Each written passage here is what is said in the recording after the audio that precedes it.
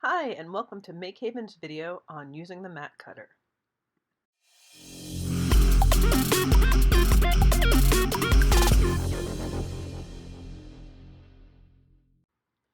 So the first thing you're going to need to do is to measure the piece of art that you actually want to frame. So I'm using the quilting ruler here because I like that it's clear and it measures well. And so you're going to measure the length and the width, either to the edges or if you want to leave a little border, that's a choice up to you. Just get the overall size. Now comes the part where you're going to do a little bit of math. I like to draw things out, as you can see, not drawing especially well, but just to have a quick visual. And what I'm going to do is note the size of my piece in the center there. So it's 8.5 inches wide, and then it was 8.25 inches tall. The next thing I'm going to need is my overall frame measurement. So in this case, I'm using a square 12-inch by 12-inch frame. So I'm noting that there. And then what I want to figure out is how much space I'm going to have on the left and right. I want to distribute that evenly. So the way that I'm going to do that, I'm going to take my width of 12 inches and subtract the width of my piece. So subtract 8.5 inches. And that's going to leave me with 3.5 inches overall. So I'll then divide that by 2 so that I can distribute it evenly on the left and the right.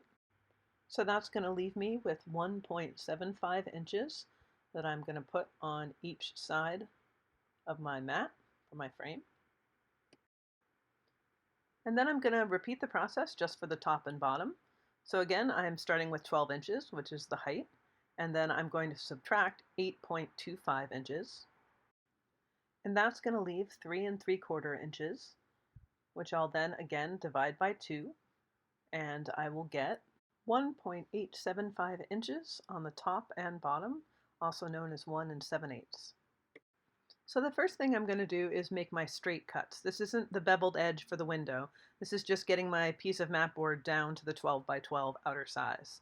So here I'm using our handy little grid table in the sewing area, but if you don't have one of those, you can obviously just use a ruler and make a pencil line of what you want to cut. Taking a second to zoom in, you'll see that there are 2 cutting blades. The one furthest from you is the straight cutting edge that you will use to make your straight cuts, and the one closest to you is the bevel cutting edge for window cuts and overmats. To do my first straight cut, I'm going to line up the straight edge on my mat board with the straight edge on the mat cutter. If you don't have a straight edge on your mat board, just ignore the straight edge portion of the mat cutter. What you really want to do is line up your pencil mark with that top edge. I've made it a little clearer here since pencil lines are hard to see. Once you have that lined up, you can move the cutting head. The cutting head does have a lock to keep it down in this position. To release it, just hit the spring button on the back, and you'll see it pops up, and then you can move it freely without risk of cutting.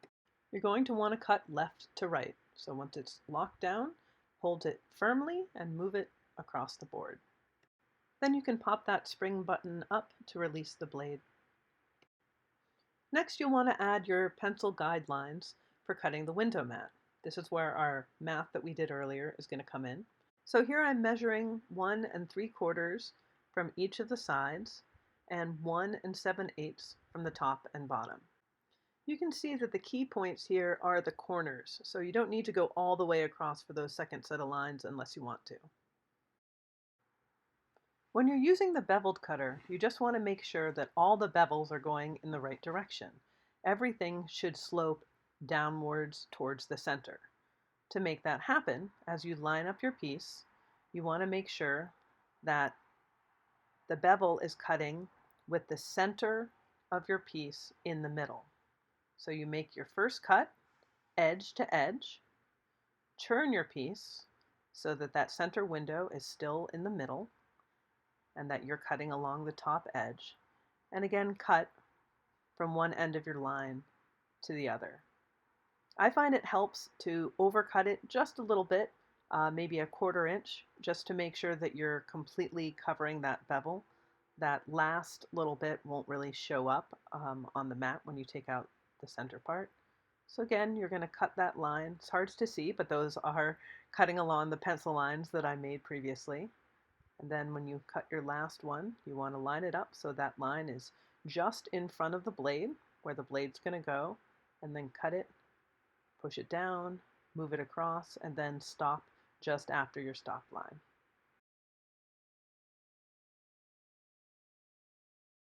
And if you've cut all of your lines smoothly all the way end to end, you should just be able to pop your centerpiece right out, and you have your overmat with your white beveled edge. All that's left is to erase any pencil marks that remain and then place your piece, and you're good to go.